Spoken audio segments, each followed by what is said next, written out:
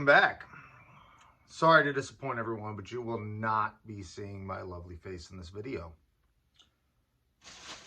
But I'm making up for it. I went on Amazon and I bought the absolute cheapest knife I could find. I think this was $12.85. And it was on Amazon Prime, all that good stuff. So, and I also bought the highest quality made in China $10 whetstone.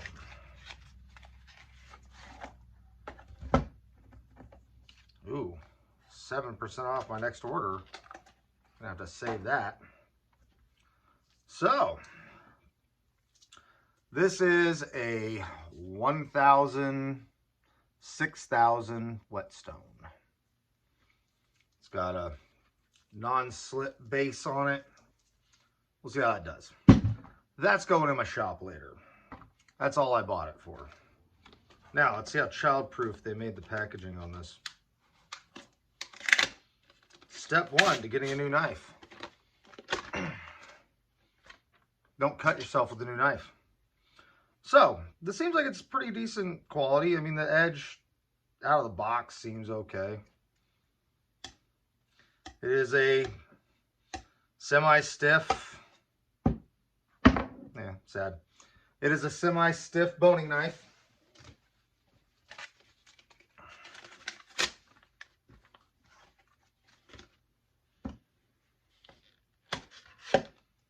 Yeah, don't seem too bad.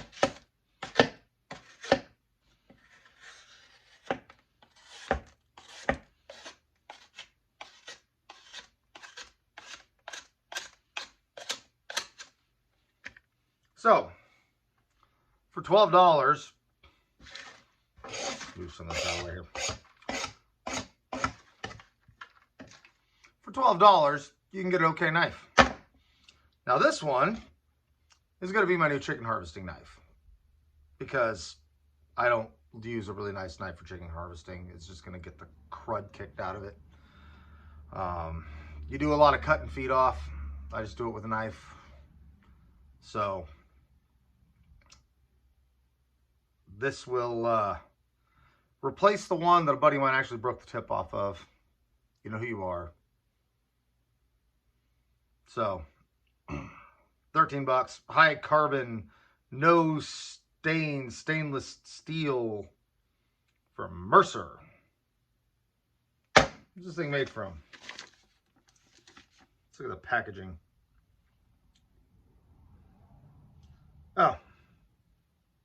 Sold from a company in New York, produced in Taiwan. So open up our stone here.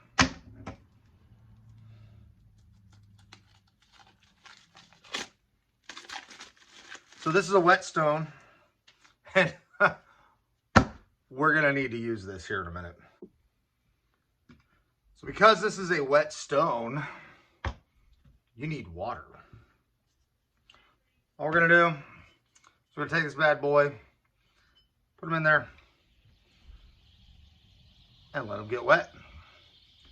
Now, you want these stones to soak until you don't see any more air bubbles. Like you see how there's air bubbles coming out of all that. You let this soak until those air bubbles stop coming out. You can hear it, you can watch it. The key thing is to let this soak until the air bubbles are gone. So I'm gonna take this and set them over here. So, like I said in my last video, no matter what you're doing, whether it's chickens or pork or beef or whatever, you want a cutting board to help protect that cutting edge. The first little bit of this should be designed, especially on some cutting board Teflon, to prevent your edge from rolling over one way or another. I'll get into some Crayola style schematics on how an edge works when we actually go to the sharpening process. But for now, understand that the edge of that knife is just a tiny, tiny little microscopic part of the blade. So, when you look at the edge of that knife, you can kind of see that darker spot, that different colored spot. That is your grind angle. This is probably something at a 19. So, if you're new to using a steel, I suggest going away from you. You're going to put the steel against, or the knife against the steel, and you're going to draw that along the steel. It's kind of hard to do that way. But you're going to drag it along the steel. And what that does is that is straightening out that edge. So any little wobblies we made in it by cutting that plastic and paper, I just straightened that back out. So this should go back to being nice and razor sharp. See, look at that. We're back to being razor sharp. Don't tell my wife. How does your arm get shaved all the time, Brandon? Playing with knives. So, protecting the edge of your knife. We're going to imagine this is a bone because I really don't feel like going to the freezer and getting one right now. When you are boning, like, you need to imagine that this is our bone. When you are deboning something, and when you're taking a joint out, you're putting the flat of the knife against that. Like, I can keep running this up against it. I mean, I can push hard on this and run it down in, and I'm not really taking any material off because I'm protecting that edge. Where you start to damage that edge is when you actually turn down into it and start cutting into that bone, right? Like, I mean, it'll do it. You can actually do this 2 bones. And I could shave this thing all day long. I can hack away at it, get in here and do this. These are all the things you don't want to do to your knife, because all you're doing is trashing the edge out. Now, eventually what you will do is you will start to deform the actual material of the main body of the knife to the point where you will never be able to apex an edge back onto it. Especially when you start putting it into gaps and things and start putting upward and downward pressure and trying to debone that ball joint, and all of those things are things that are going to deform this knife. Taking that and twisting it like that, because you kind of end up doing that with certain joints on an animal. But doing that will deform this knife. That's why I also use that smaller, more flexible knife for when I'm trying to do big ball joints. Because that one can survive the twists and the prying and the, you know, all those fun things. So, protect the edge of your knife. You want, well, now we'll just start over here. So, when you're deboning, you're doing your best to just run the knife down the side. I'm actually kind of surprised at how good this knife is. I mean, look at that. I'm still shaving wood off of this after you know, playing lumberjack with her. So, you're going flat against the bone. Cutting into that bone is what damages it. Seems easy to do, but it takes a lot of practice, especially when you start doing things around like the neck joint, when you start doing trotters, chickens. This is going to be my chicken knife because I have to go through and re-apex the edge pretty much every single time I do chickens, because I like to go fast and I like to use the knife instead of switching over to the snippers to actually take their feet off. So, straight down, not down into it.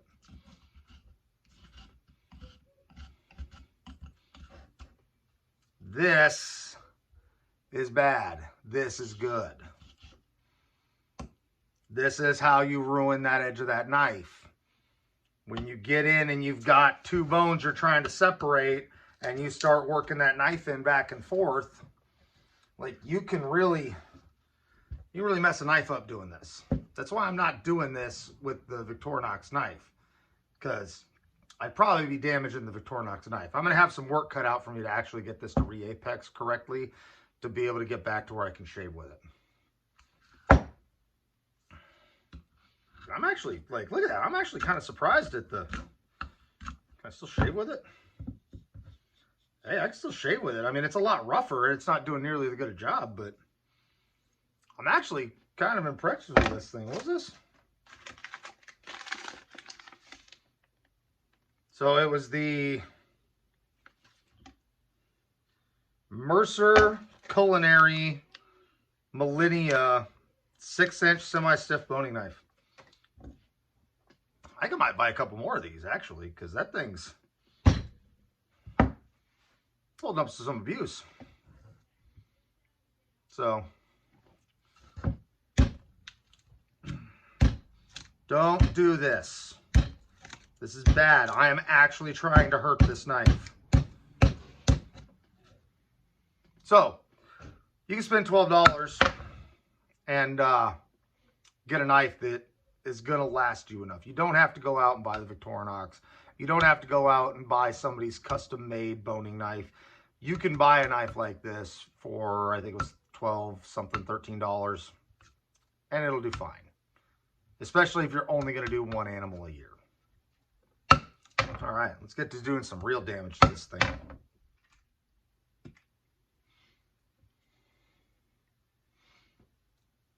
We're going to take an Allen wrench.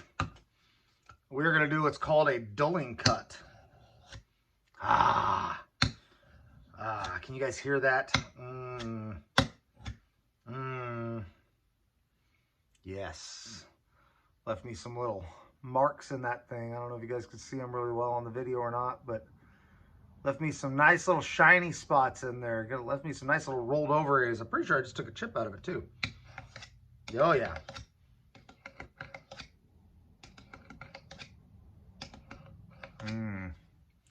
So now we have to fix this. But before I fix this, we have to understand some things about blade geometry. So I'm going to clean all this up and come back. And we're back. Let's talk blade geometry.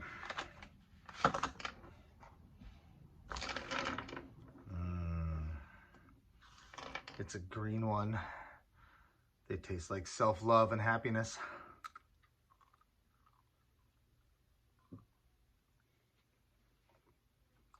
That was a brain. Don't judge me. I feel the love already. So,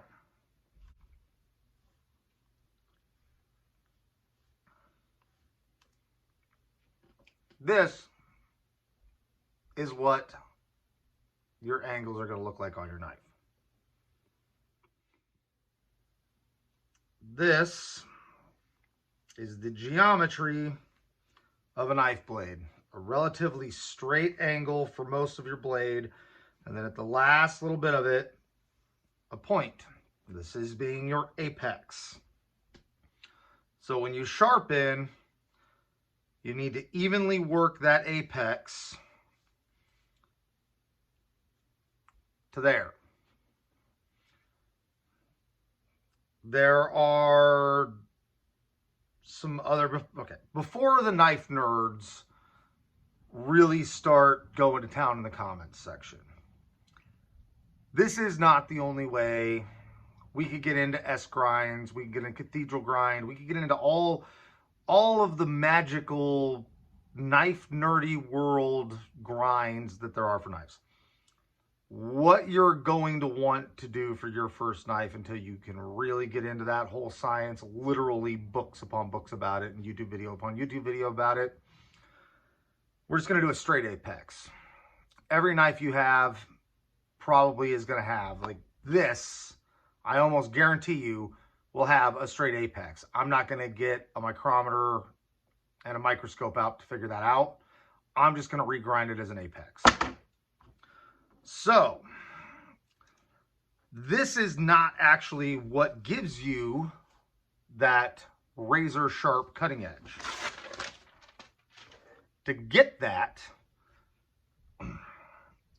if we're looking at the side profile of the knife, right? Like we're looking at this knife this way. All along the knife, like let's say we take this section right here and we zoom in on that section, like right here where my finger's covered. We're gonna look at just that section with a microscope. So, what that is actually gonna look like is you're gonna have what's called micro serrations.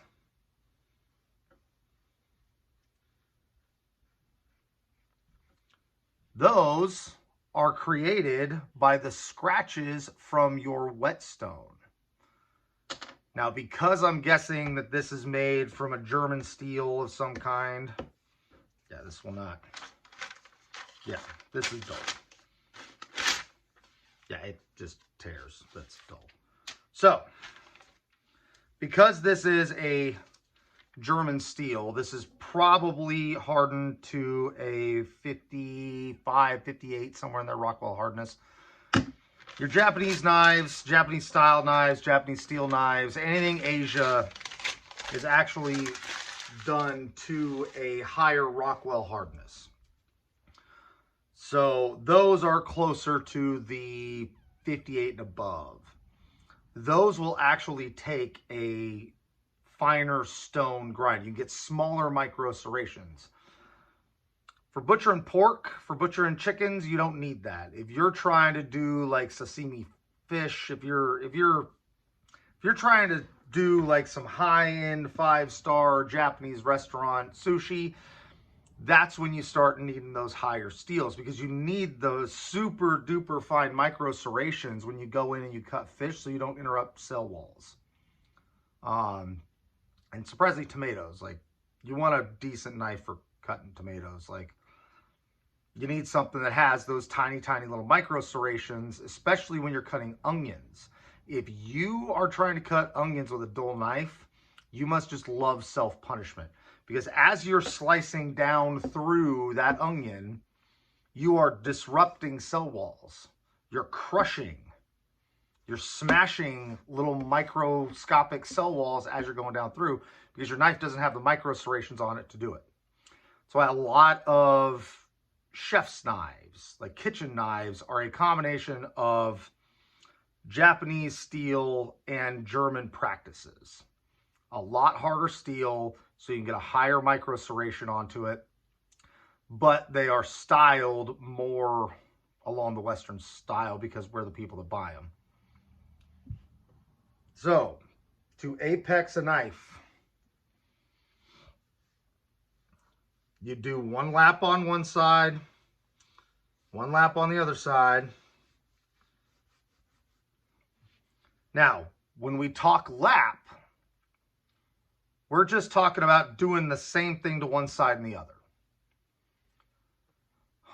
The style I was always taught is you do one pass on this side, one pass on this side. Once you get a burr on all of the knife, then you go into your finer stone and you knock that burr off.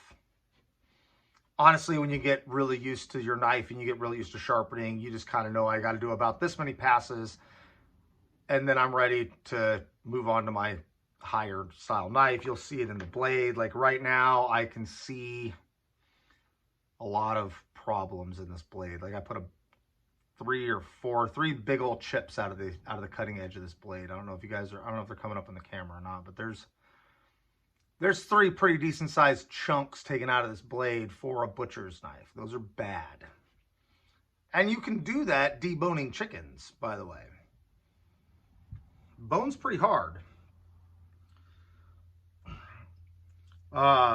Most professional sharpeners will actually do what's called the full apex technique, or apexing, or however.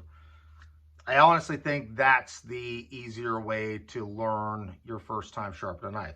So you pick one side of the knife and you sharpen that side until you feel a little wire burr. Like you'll take that knife and you'll feel along for a little burr. Like actually this one's got a massive burr on this side. Like I think you can hear it coming across with my thumb. So you're gonna kind of want that. You're gonna want a burr. Like when you go and you put your thumb flat against the knife and you run it out across it. Can I get that on the cutting edge?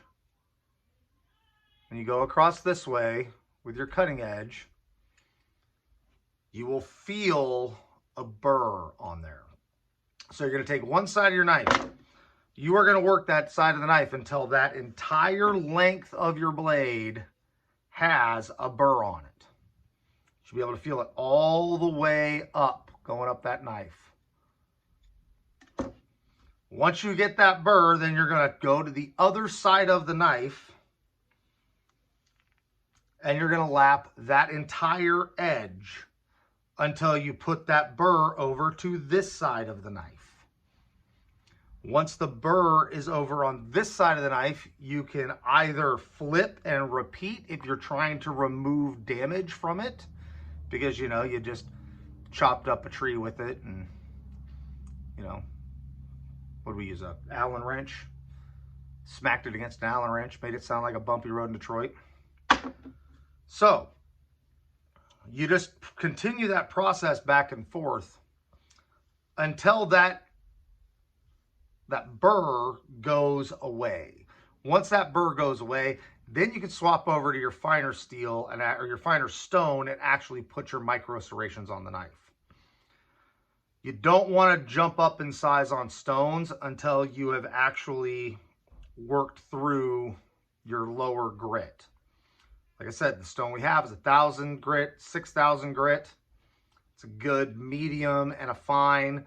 You're probably not going to need a 400 grit stone unless you're trying to sharpen an axe. I mean, it's literally what I've got, a 400, 800 stone that I use for sharpening axes when I'm up in the woods. You're not going to need that for a kitchen knife. That's doing complete knife repair. That's putting brand new edges on things. That's a very, very aggressive grit. A 1,000 to a 6,000 is super easy to find. You can get it for really cheap. It's a good first stone. So, our stone has stopped bubbling. I should probably find something to put down here.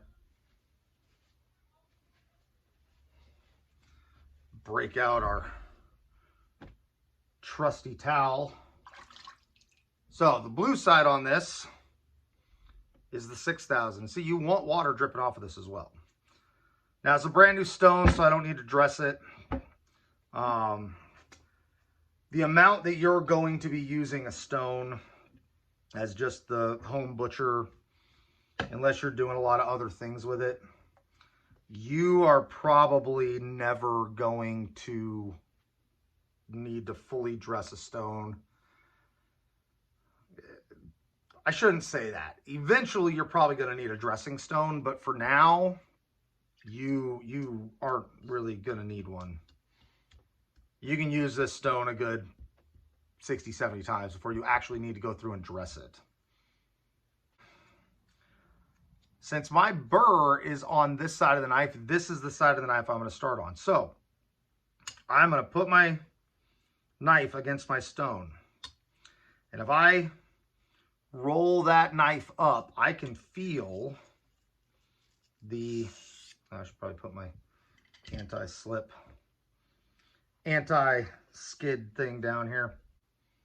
I'm going to put my knife against the stone. I'm going to go flat. I'm going to push it up. You will get to the point where you can feel where that edge is. Now I'm just going to run my knife across. Now, this hand is what's doing the movement. This hand is what is doing the pressure. Now, you guys can't see this, but as I am sharpening this, I actually am feeling this knife smooth out.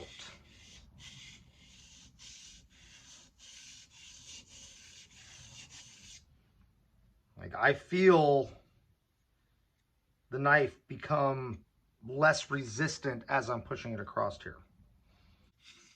And you want to be paying attention to where you're taking the right amount of metal, a consistent amount of metal off of each side. So I'm just starting to get that burr going over here. I think I'm going to go a little bit more up here at the tip because I don't feel that burr. We want to put that burr down the entire length of the knife on this side. Put a little more water on.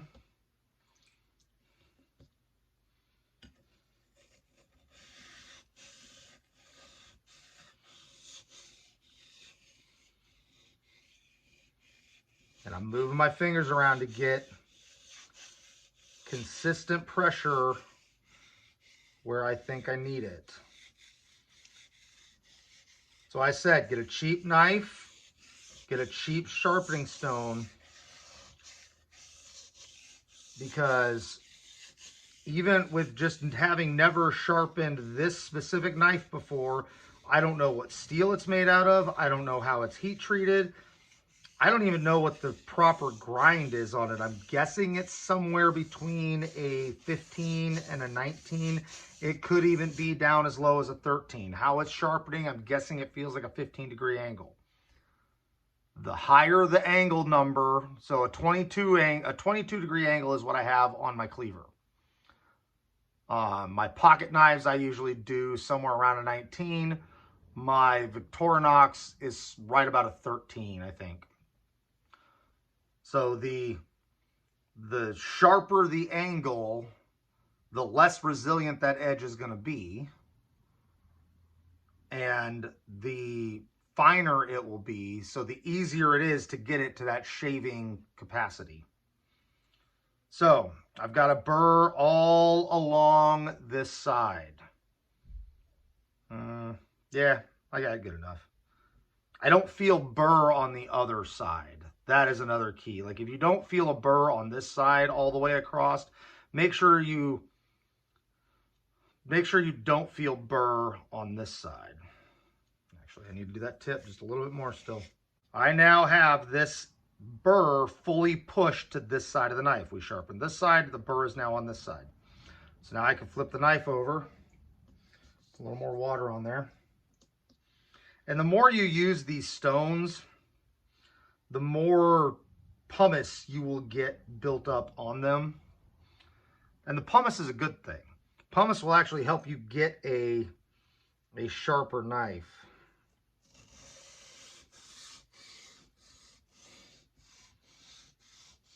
See how I left that scratch in the stone?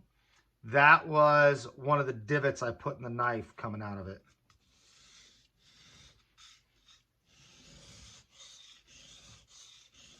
That was a pretty good divot. See? 10 minutes out of the box. Can't give a Marine nice things.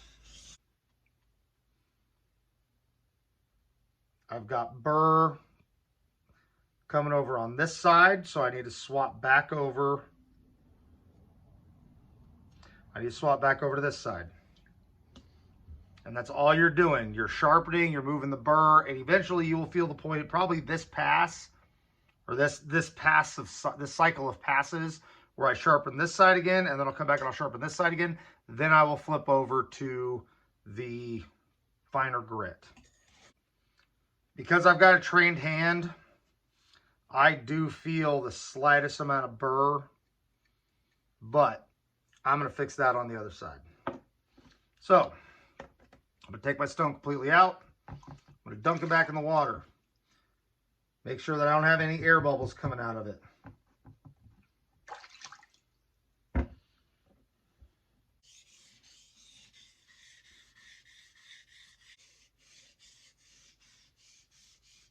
When you start moving into those finer stones, that's when you got to be real careful about cutting yourself with this.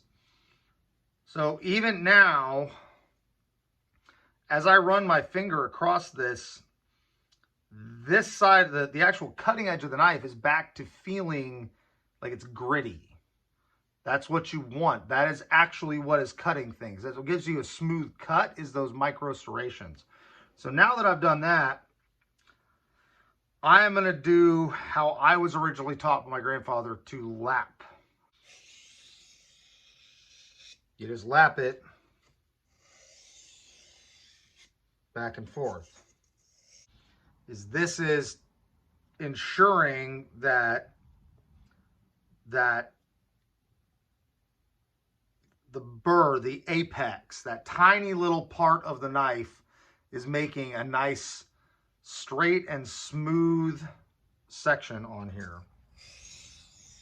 It's very difficult to teach this on YouTube because there's a lot of this that is sound and the feel of the knife.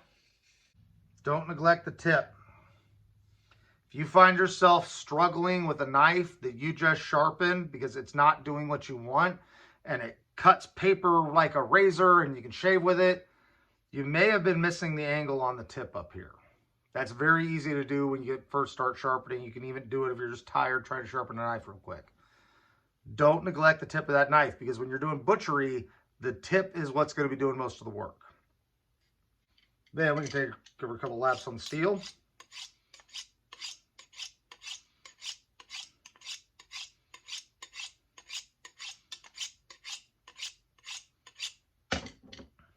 See if we can shave with it yet. Yeah, not yet. I'm getting a little bit off of there. But I'm not worried about having this where I can shave with it because this is not my normal butcher knife. I could sit here for another 20, 30 minutes with the stone going back and forth. But who wants to see that? That's the basic concepts. There are way better options out there. There's a whole science behind it. There's books, there's videos, there's classes you can even take. But that is the basics of sharpening a knife. I more wanted to cover apexing the edge. And I'm not worried about sharpening it that well because I'm probably going to use this thing on it more than anything else. Now, my good knives will never see one of these. These things are extremely hard on a knife.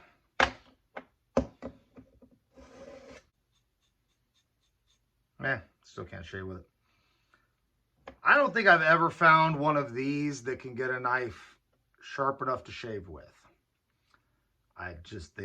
They aren't made to do that. But the issue that I have with these is that you are drawing that knife through here. So none of your micro serrations are going along this way. They're all going this way. If they were going back this way, that'd be one thing. But these things are almost impossible to use in a forward motion. Or maybe I'm just not that good at using them. But I don't prefer to use these on a quality knife.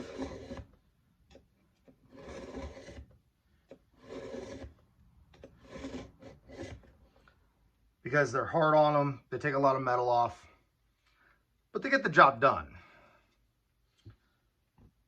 If you're doing chickens and you're doing 50 to 100 birds, this and this are going to be key. And I actually don't even use this steel on my good butcher knives.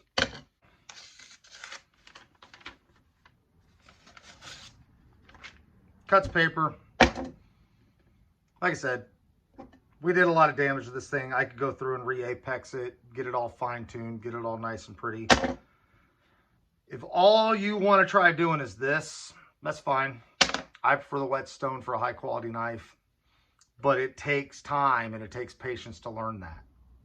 If all you want to use is one of these little bad boys, they make them in all different shapes and sizes. This is my one I use for doing chickens because I don't use an expensive knife for chickens. So hope this helps. You don't have to buy the $100 knife. You don't even have to buy the $30 knife. This one does just fine. So, yeah. I'm actually more impressed with it than I expected to be.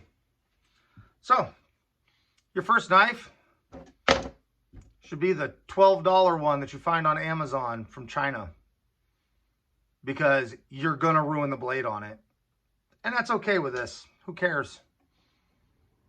And nobody's gonna make fun of you because you're like, oh man, I gotta buy a new knife. I ruined the Chinesium one that I bought. they're like, oh man, I got to go buy a new knife because I ruined my Victorinox. Everybody's going to be like, oh, well, maybe you should learn to use a knife. At least I might make fun of you a little bit. All right, hope this helped, everybody. Y'all have a good night.